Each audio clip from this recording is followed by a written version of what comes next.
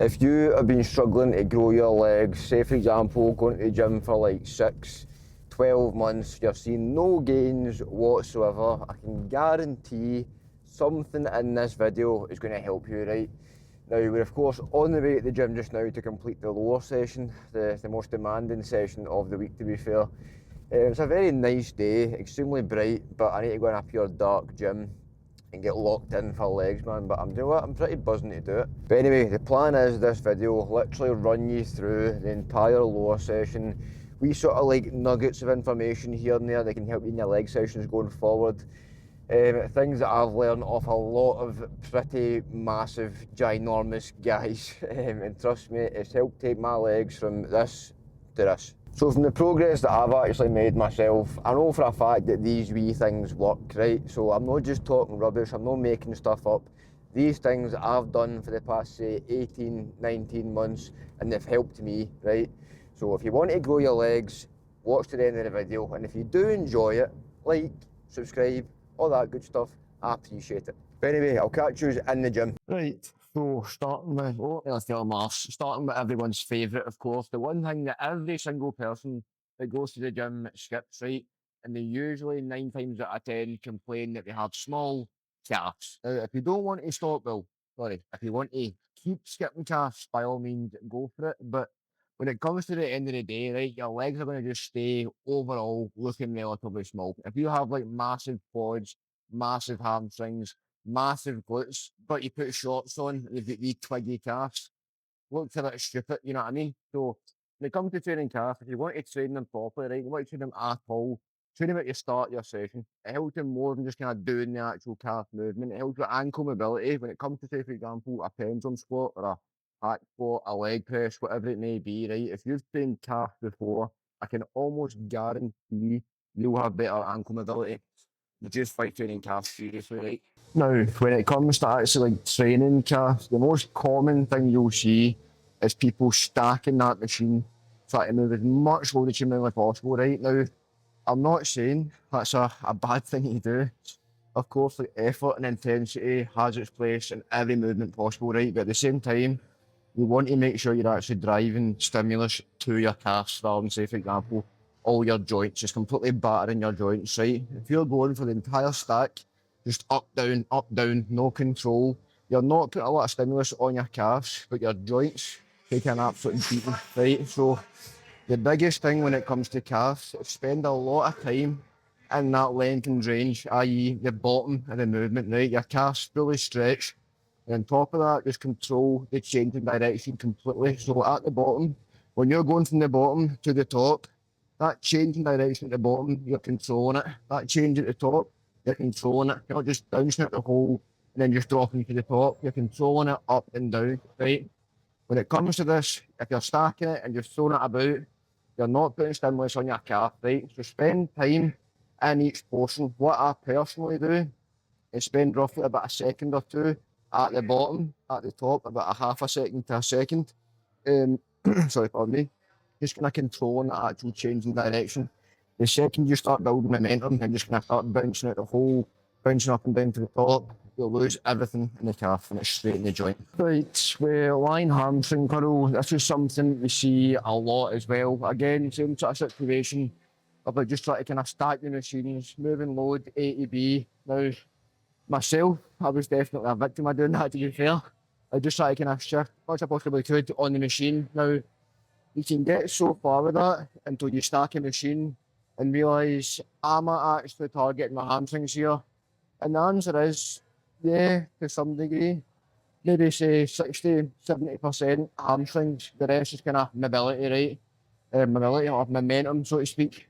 What I've seen recently, actually, Joe Gann, again, I say his name a lot, but Joe Gann speaking about was like focusing a lot more and like actually dragging the weight up to the top and like proper contracting your hamstrings. Now, you want to think about the tension being obviously to your hamstring, the stimulus to the hamstring, not just say your calves or the back of your knee. You can just kind of feel it in the back of your knee, right? You want to drive stimulus directly through your hamstring. So if you think about it, if you're dragging the weight up to the top and contracting hard at the top, you know, right, okay, I'm squeezing my hamstrings and I'm actually dragging through my hamstrings. rather than just using momentum and getting the weight A to B. So same situation, you're dragging the weight up and you're contracting your hamstrings, thinking mentally about your hamstrings. When you're at the bottom, you're not letting your legs come straight. You've seen the video that I put in, my legs don't come straight at the bottom. There's a slight knee bend. Reason being, you're still keeping tension on your hamstrings that way. If you're just going to say, let the weight come to the bottom, the tension's off your hamstrings, more so kind of again on your joints, tendons, all that kind of stuff. Probably a bit of lower back as well, to be fair. But again, it's not purely on your hamstrings. Now, my lying hamstring curl, our main focus is drive stimulus through the hamstrings, contracting the hamstrings, lengthening the hamstrings. So you really want to get thinking about it anyway. In mid-set, what you want to think about is dragging the weight up, contracting your hamstrings hard, stopping, say, a little bit before, straight legs at the bottom, still a slight bend in the knee, and again, just dragging for your hamstring. Right, pendulum squat, possibly the most humbling movement of all time. Like when it comes to any sort of leg movement anyway, for me personally, this is what actually ruins me. Like ego completely out the window. You can't go extremely heavy. Now there's some pendulums out there, like for example, the Atlantis pendulum, I could do maybe 4.5, 5 plates in that. Not with amazing form at all. Not saying it is perfect, it definitely wasn't. You can basically shift a lot more load on certain pendulums, right? Now, this is the Watson pendulum. If you've used this pendulum before, you know it is extremely, extremely humbling. I've got 2.5 plates on just now. My rep range, I believe, is 5 to 8. I'm going to aim for 6, 7, if not 8. But overall, your main sort of focus with these, for me personally, what I found the most sort of stimulus and growth in is definitely through actual control of both directions in terms of like actually putting a lot of big toe pressure on the way down and sort of like fighting resistance on the way down. Not just controlling it, it's easy to control a load from say A to B, right? It's not an insanely hard task, but keeping your quads on the entire movement here, me personally, I've found this being like a complete game changer when it comes to my like leg growth anyway. So on the way down, you're thinking big toe slash mid foot pressure. Big toe for me feels more kind of natural. I've tried like mid foot, for me doesn't feel amazing. John Jewett, watch the videos all the time. If you use the JFU University for like any sort of coaching or like bodybuilding education, in there speaks about it as well. So pendulum coming down, a lot of big toe pressure. Then when you're at the bottom, again, controlling that change in direction, and again, thinking of big toe pressure, you're pushing everything through your big toe, and then purely thinking about your quads. Don't bounce in and out again. It's the same with basically any movement, right? Just control the change in direction and control whatever portion that you're in. When it comes to the contraction, when it comes to the lengthening, whatever portion that you're actually in, think about that portion. Don't think of a rep as like say, right, okay, this is one entire movement here. In a rep, realistically, there's 4 different movements. You're coming down, you're at the bottom, it's fully lengthened, you're then contracting, then you're fully contracted, right? There's 4 portions of the movement. Realistically, you don't want to spend too much time in the contracted portion of any sort of like squat or like leg press. Like it's not really going to be much benefit to you, right? A leg extension in the contracted position when you're fully straight, yep, great idea. A pendulum squat, what are you getting out of that fully contracted position? Not much. It's mainly kind of on your joints. You're just kind of resting at the top. It's not applying much tension to your quads. Yeah, you could kind of like come halfway up and not fully lock out. But me personally, I feel like you fatigue very, very quick and get a little bit less out of the set for me personally. So I'll show you how I kind of do it. I probably showed you by now anyway. But your main focus being big toe pressure and just driving through each rep. Right, I'm expecting most guys to kind of just skip this part of the video, to be honest. Talking about glute drive now. So important when it comes to overall balance, physique, and believe it or not, your strength as well. You get a lot of strength for your glutes for a lot of different movements, right? So especially any sort of hinge. So a glute drive obviously is a kind of hinge as well. Like say for example, you kind of work up your glute drive, chances are your RDLs, your stiff legs, your deadlifts, all that kind of stuff will also drive up as well. But when it comes to these, obviously our main kind of focus is focusing purely on sort of hip flexion rather than knee flexion. So I'm going to show you where my knees basically end up at the bottom of each rep, right? Now, sitting where I am just now, I don't know if you can actually see that. You probably can't. But realistically, you want your feet to, well, your skin, sorry, to basically stay perpendicular to the angle of the foot pad, right? So whatever foot, sorry, pardon me, whatever angle the foot pad is on, you want your shins to be at that angle at the bottom of the rep. Chances are, as you go past that, you're focusing more on kind of your probably lower back, taking a bit of a hit there as well. Probably a bit of quads and hamstrings as well, right? So your main focus is at the bottom of each rep, make sure your shins are perpendicular, i.e. the same angle as that foot pad, right? Now, when it comes to feet positioning, there's so many different like approaches that I've seen and heard of, right? Now, everything that I'm telling you is what I do and what basically works for me. Now, this might not work for you, but for me, it definitely does the job because my glutes are absolutely on fire after every single set of these, right? But personally, what I do is keep my feet relatively narrow. So maybe just kind of just inside hip width. Some people kind of say, right, okay, go for hip widths, go for wider hip widths, whatever it may be. Me personally, I like them just a bit narrower than hip width, right? Now, the kind of like angle or motion that I'm thinking of is basically kind of arcing. So on the way up to the top, you're still pushing through your foot. Don't think because it's a glute drive that you're just thinking about your glutes and nothing else. Still push through your foot and it'll help you engage your glutes a lot more as well. Now, more so, focus on like midfoot and big toe again. We'll hear a lot of like focus on pushing through your heels. Like to a certain degree, it might help you, but you might feel probably quite a lot of like off balance pushing through your heels, right? So what I personally do is have my feet relatively narrow, think of a kind of arcing motion. So on the way up to the top, I'm thinking about pushing my glutes through the rep and then spreading them out at the top. I know that sounds pure dodgy, spreading your glutes, man. But on the way back down, again, you're doing that same sort of curving motion in. So you get to the midpoint of the rep and you're here. As you get to the bottom, again, you're thinking of sort of spreading out the way. And to me, kind of just thinking about that sort of motion helps me focus more so and sort of lengthening at the bottom and then proper contracting at the top.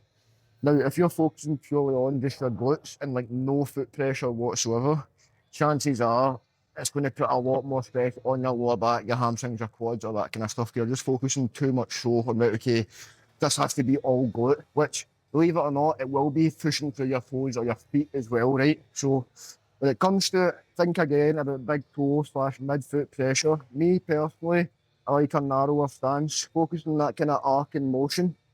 I'll show you my top set and I'll show you the sort of angle I'm talking about in terms of the shins. You've probably seen it by now, but again, this is what it looks like anyway.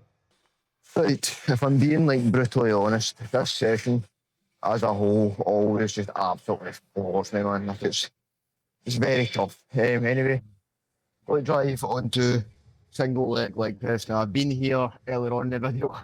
I wasn't actually using it, but now with this, it's more so again a bit more glute focused. You'll notice that my stance is relatively high on this foot pad. Now, reason being again, we're aiming for more hip flexion than knee flexion. So we're going to roughly sort of briefly break it down, right? If you're thinking about knee flexion, it's basically when your knee is traveling over your toe, right? Hip flexion, you're trying to keep your knee basically above your ankle and focus more kind of driving through the hip and the glute. Well, mainly kind of the glute to be fair. But here, my foot stance is relatively high, and you'll notice that I'm not coming past 90 degrees, so I'm not trying to think about bending my knee over my toe. My knee, for the most part, will stay above my ankle, maybe even slightly a bit short of like actual 90 degrees. The kind of angle that I'm aiming for is having basically my knee above my ankle, creating a sort of 90-degree angle towards my hip. Again, I'll get a lot more sort of glute to the movement rather than just quad. So with these as well, what personally I like to do, if you're going for a single leg press and you're focusing more so on kind of trying to get a bit more glute out of it, whatever side that you're using, so say for example, my right side, I try and sort of twist my torso into that working leg. All that basically does is kind of lengthens your glute a little bit further at the bottom of the movement. So if you think about it, you're coming down, you're turning over straight like this, your glute essentially wraps round. So you're basically coming down 90 degrees roughly, aiming for that kind of knee to be above the ankle. and you're almost kind of leaning into the working side. Personally for me, it helps a lot with sort of mind muscle connection anyway.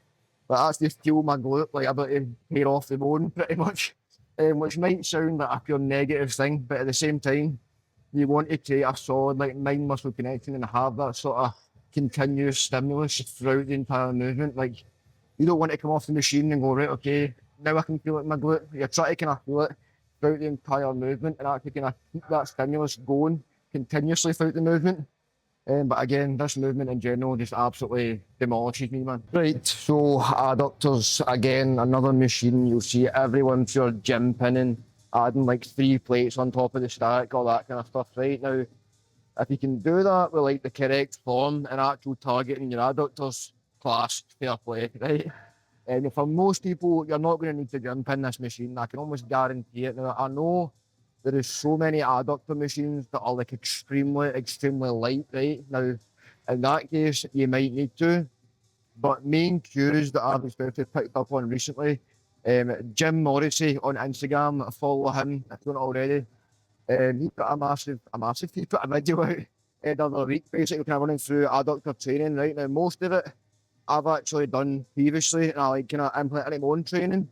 But he mentioned one thing that I already done that actually completely changed it again on top of what I actually already do, if that makes sense. So a big thing is essentially kind of think about throwing yourself into the seat as hard as you possibly can, right?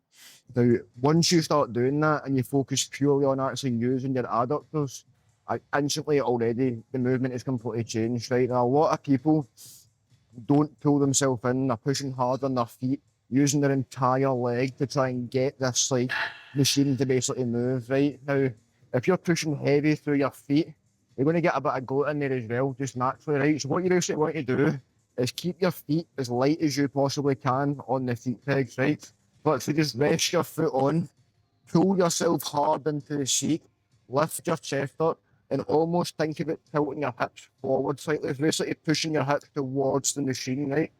Now, adding all that together, pulling yourself down hard, chest up, hips slightly forward, feet extremely light, and just focusing purely on driving through your adductors, bringing your knees together. Now, don't try and go right, okay, rapid style reps, you're like bouncing up and down. Again, drag through the movement. From the stretch up to the top, you should be dragging to that contraction. Once you're there, again, hold for a wee half a second, squeeze your adductors and literally contract them. Come down to the bottom, again, hold a nice little stretch position and restart the movement. If you can get control absolutely nailed on this movement and make sure that every single rep and every section of the rep is focusing on your adductors, I can guarantee you, you will not need a gym pin on this machine, right?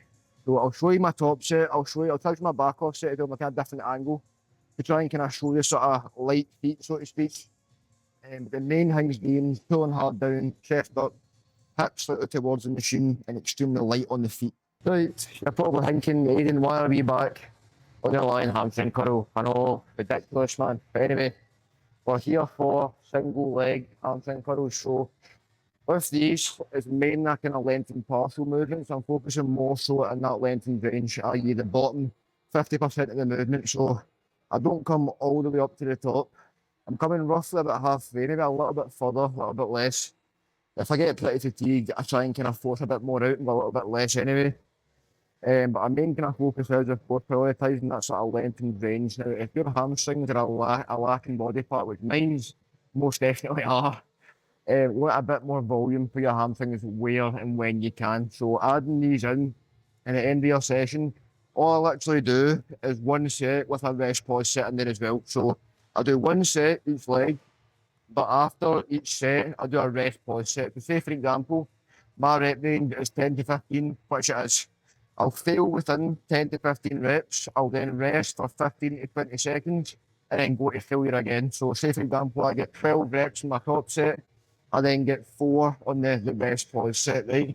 That is literally all it is. It's basically one set of lengthened partials, a bit of extra volume through the hamstrings, and we're good to go. Now, with these, same situation as the actual normal line hamstring curl, focusing purely on a little bit. To be fair, you can go a little bit deeper. Well, personally, I'm focusing more so on the lengthened range. So, for example, at the bottom of each rep, I'm letting it get pretty fully stretched, to be fair. But again, it's a lighter load. It's a single leg. I can focus more so on the one side, so I kind of have a bit more control in it, if that makes sense. So what I'm basically aiming for is get a full stretch at the bottom, coming halfway up. Again, still controlling it from A to B, not just flinging it about. But a good thing to think about, if you follow Cuba, I think they say his second name, Chelin, Cuba Chelin, Cuba Sylvester Chelin. Extremely knowledgeable guy, like so much. Like, if you watch any of these clips and all that, the knowledge you get is just crazy, man. And what he basically said was, think about pushing your thigh, okay, your quad into the pads, rather than sitting thinking that, okay, my hips need to be in that pad, my glutes glued to that pad. Nah, just think about your quad being in the pad. Let your hips move as they please, pretty much. At the end of the day, to get your hamstring relatively short, you have to have a little bit of hip mobility in there. Again, because it's kind of a lengthened partial movement, it's not really needed as much that you can think about it, but at the same time, it's not going to really help you as much. You can't really get it really short anyway, because our focus is keeping it on the lengthened portion. And at the same time, personally, I kind of feel thinking about your quad into the pad rather than your hips into the pad, you get a much better connection with your hamstrings. Right, that is a full session ticked off apart from abs. I never showed you abs. Reason being, where the wee ab machine is, I use basically a cable ab crunch machine. Where the machine is, it's extremely awkward to set up a camera, so I thought, you know what, I'm sure they won't mind skipping it on abs. But realistically, obviously I've showed you pretty much the entire session there, obviously apart from abs. Now you'll notice a kind of common theme throughout the entire session. Of course, like, the main thing being control. You have to control your movements, right? If it comes to leg training and you're noticing that you're not making any progress, no size difference, no strength difference, the main probably cause of that is the fact that you're not controlling the movement and applying stimulus to the area that you actually want, right? So for example, just quickly a leg extension, right? If you are literally kicking the weight up, letting it drop back down, there is zero control. Chances are you're not getting an insane stimulus through your quads. For the most part, it's probably through just your joints. You're just absolutely battering your joints. Obviously, you'll get a bit of quad stimulus, but at the same time, you're not applying that enough intensity and proper stimulus to actually kind of force growth, right? So our main focus when it comes to leg training, or for that fact, any sort of training in general, should always be control, right? Now, obviously, a few wee things I've mentioned here and there, like kind of wee cues you can use, like the pendulum, thinking big toe pressure, glute drive, same situation, slightly kind of narrower foot stance. Lying hamstring curl, thinking about pushing your quads into the pad rather than say your hips into the pad and literally dragging through the hamstring and contracting hard at the bottom of each rep, or sorry, the top of each rep. Same goes for any leg movement, right? See, when it comes to lengthening the movement, i.e. the way down, right? You can control the movement, right? But at the same time, you're literally wanting to resist that load. You're wanting to basically still have continuous tension on that muscle.